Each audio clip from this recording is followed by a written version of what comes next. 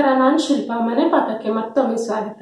ನಮ್ಮ ಇವತ್ತಿನ ರೆಸಿಪಿ ಮೊಳಕೆ ಕಾಳಿನ ಉಸುಳಿ. ತುಂಬಾ ಸುಲಭವಾದ ರೆಸಿಪಿ. ಇಂಗ್ರೀಡಿಯೆಂಟ್ಸ್ ಅನ್ನ ಡಿಸ್ಕ್ರಿಪ್ಷನ್ ಬಾಕ್ಸ್ ನಲ್ಲಿ ಹಾಕಿದ್ದೀನಿ. ಹೇಗೆ ಮಾಡೋದನ್ನ ನೋಡೋಣ.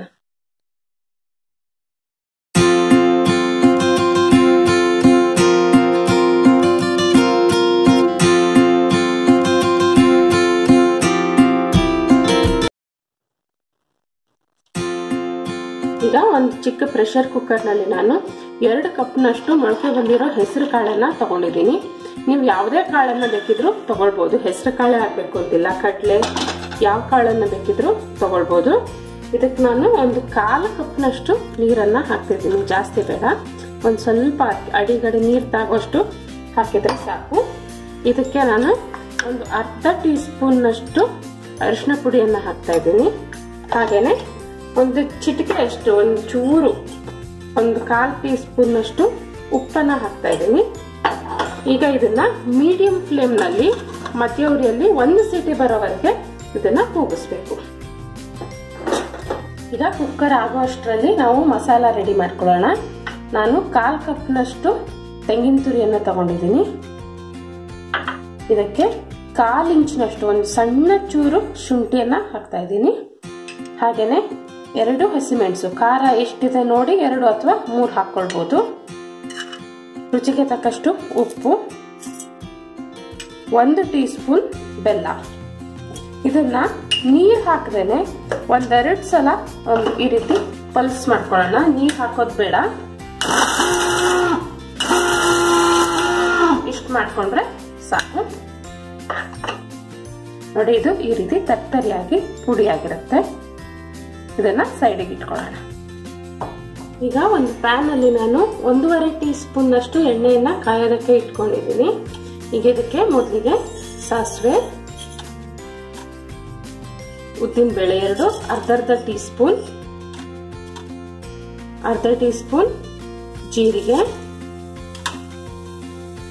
ಒಂದು ದೊಡ್ಡ ಚಿಟಿಕೆ ಇಂಗು. ಒಂದ್ಸಲ ಇದನ್ನ ಮಿಕ್ಸ್ ಮಾಡ್ಕೊಳ್ಳೋಣ. ನೆಕ್ಸ್ಟ್ ಇದಕ್ಕೆ 1 ಒಣಮೆಣಸು ಸಣ್ಣ ಸಣ್ಣ ಚೂರುಗಳನ್ನಾಗಿ ಇಟ್ಕೊಂಡಿದ್ದೀನಿ. 1 ಒಣಮೆಣಸು, ಹಾಗೇನೆ ಒಂದು 5-6 ಕರಿಬೇವು.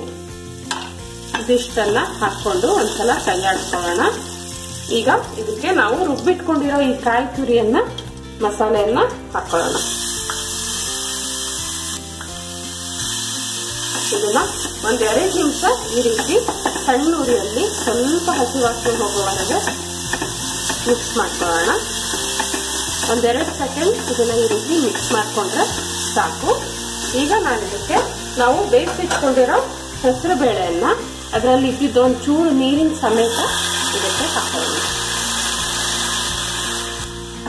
ಇದನ್ನ ಚೆನ್ನಾಗಿ ಮಿಕ್ಸ್ ಮಾಡಿಕೊಂಡು ಉಳಿದಿರೋ ನೀರು ಆರೋವರೆಗೂ ಮತ್ತೆ ಉಪ್ಪು ಬೆಲ್ಲ ಮಸಾಲೆ ಎಲ್ಲ ಹೆಸರು ಕಾಳಿಗೆ ಚೆನ್ನಾಗಿ ಹಿಡ್ಕೊಳ್ಳೋವರೆಗೆ ಇದನ್ನ ಮುಚ್ಚಿ ಒಂದು 5 ನಿಮಿಷ ಬೇಯಿಸ್ಬೇಕು.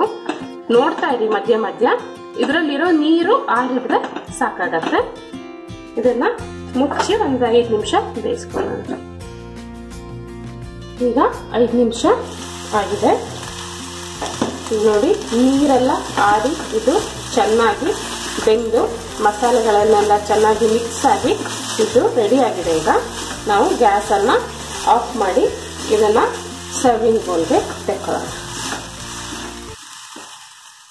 ರುಚಿಯಾದ ಸಿಂಪಲ್ ಹೆಸರು ಕಾಳಿನ ಉಸುಳಿ ಸವಿಯೋದಕ್ಕೆ ಸಿದ್ಧವಾಗಿದೆ.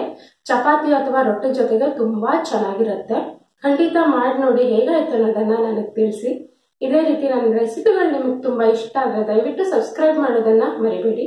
ಇದೇ ರೀತಿ ಮುಂದಿನ ಮತ್ತೊಂದು ರೆಸಿಪಿಯೊಂದಿಗೆ ನಿಮ್ಮನ್ನ ಭೇಟಿ ಆಗ್ತೀನಿ. ಅಲ್ಲಿವರೆಗೂ take care and happy cooking.